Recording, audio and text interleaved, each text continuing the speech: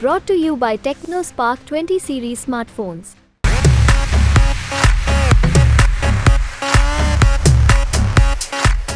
नमस्कार, मैं राजू कुमार झा और देश के इसका के वीआईपी सीट पर आज बात करेंगे बिहार के आरा लोकसभा सीट की। ये वही लोकसभा सीट है जहां देश के पहले दलित डिप्टी प्रधानमंत्री जगजीवन बाबू के उपज की माटी रही है। उनकी बेटी मीरा कुमार बतौर पहली महिला लोकसभा स्पीकर अपनी सेवाएं संसद में दे चुकी हैं। यहाँ पर कभी कांग्रेस का दबदबा रहा है, लेकिन 1984 चुनाव के बाद से कांग्रेस कभी भी यहाँ जीत हासिल नहीं कर सकी। हालांकि 1952 से लेकर 1971 तक 5 चुनाव में कांग्रेस प्रत्याशी ही विजयी रहे। पिछले 2 लोकसभा चुनाव से यहां से बीजेपी का कमल खिल रहा है। वर्तमान में यहां से केंद्र सरकार में मंत्री राजकुमार सिंह यानी आरके सिंह सांसद हैं। एनडीए गठबंधन में इस बार भी यह सीट बीजेपी के खाते में आई है और अब 2024 लोकसभा चुनाव की बारी है और ऐसे में बीजेपी की तरफ से आरके सिंह यहां से हैट्रिक लगाने के लिए मैदान में उतरे हैं। तो वहीं इंडिया गठबंधन के कारण यह सीट CPI-ML यानी भाकपा माले के खाते में गई है। इसलिए भाकपा माले की तरफ से यहां से उम्मीदवार सुदामा प्रसाद हैं जो बीजेपी के आरके सिंह को टक्कर देंगे। 2019 के लोकसभा चुनाव में इस सीट से कुल 11 उम्मीदवार मैदान में उतरे थे। बीजेपी ने मौजूदा सांसद आरके सिंह को टिकट दिया था। CPI-ML से राजू यादव मैदान में थे और यह सीट CPI-ML का गढ़ भी मानी जाती थी। आरा सीट पर बीजेपी की तरफ से आरके सिंह जीते थे और राजू यादव दूसरे स्थान पर रहे थे। 2019 के लोकसभा चुनाव के परिणाम को अगर देखें तो बीजेपी के आरके सिंह को 5,66,480 वोट मिले थे। 52.42% वोट प्रतिशत रहा था। भाकपा माले के राजू यादव को 4,19,195 वोट मिले, 38.79% वोट प्रतिशत।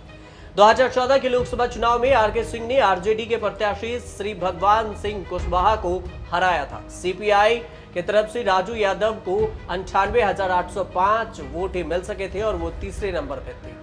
2014 लोकसभा चुनाव के परिणाम को अगर देखें तो बीजेपी के आरके सिंह को 3,51,074 वोट मिले, 43.78% के करीब।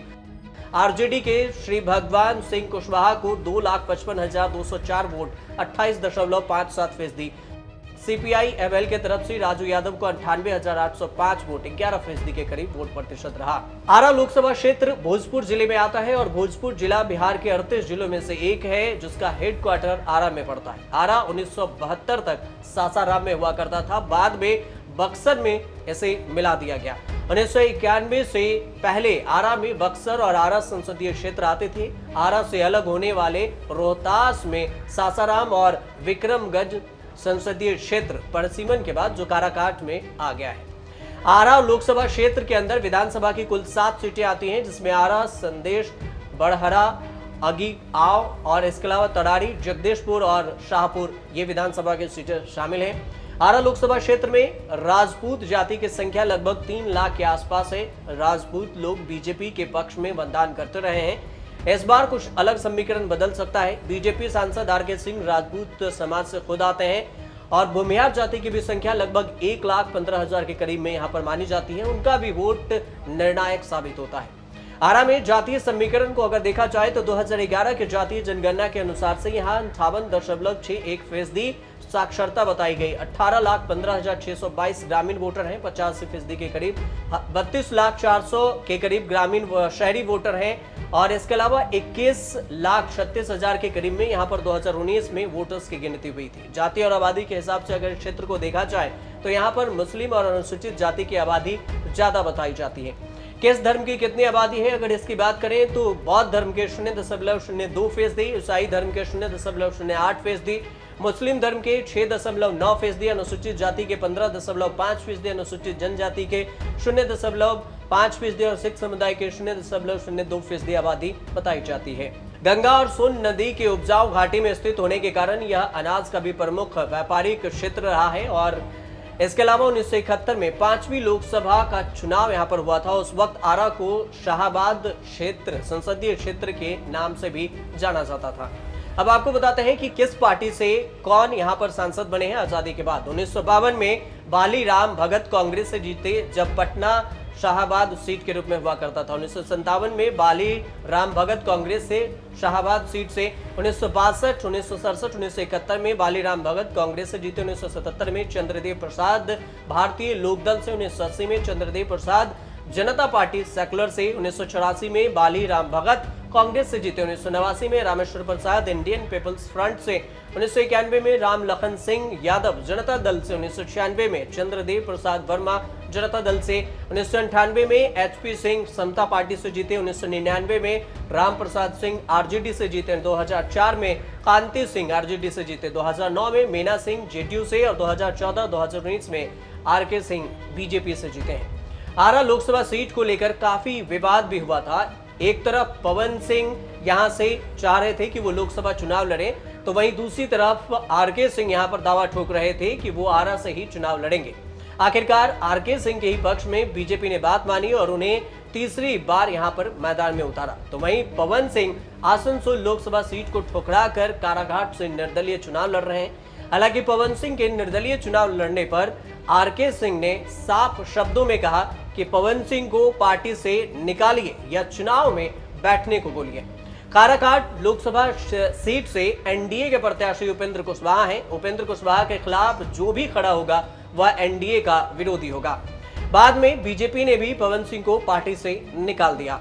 अब बात अगर RK सिंह की करें कि आखिर RK सिंह है कौन। RK सिंह पूर्व IAS अधिकारी रह चुके हैं और ये वही RK सिंह हैं जिन्होंने लाल कृष्ण आडवाणी को 1990 में बिहार के समस्तीपुर से गिरफ्तार किया था। पूर्व होम सेक्रेटरी और बिहार के आरा से लोकसभा सांसद RK सिंह लक्ष्य के साथ काम करने वाले व्यक्ति भी माने जाते हैं। IAS अफसर के तौर पर उनका लगभग 4 दशक तक का बहुत अच्छा करियर रहा है। वह 2013 में राजनीति में आए थे।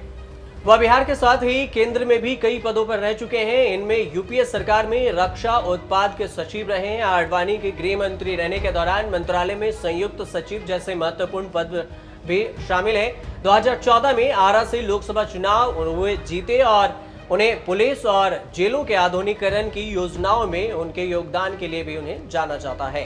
RK सिंह के होम सेक्रेटरी रहने के दौरान ही मुंबई आतंकवादी हमलों के दोषी अजमल कसाब और संसद पर हमले के दोषी अफजल गुरु को फांसी दी गई थी।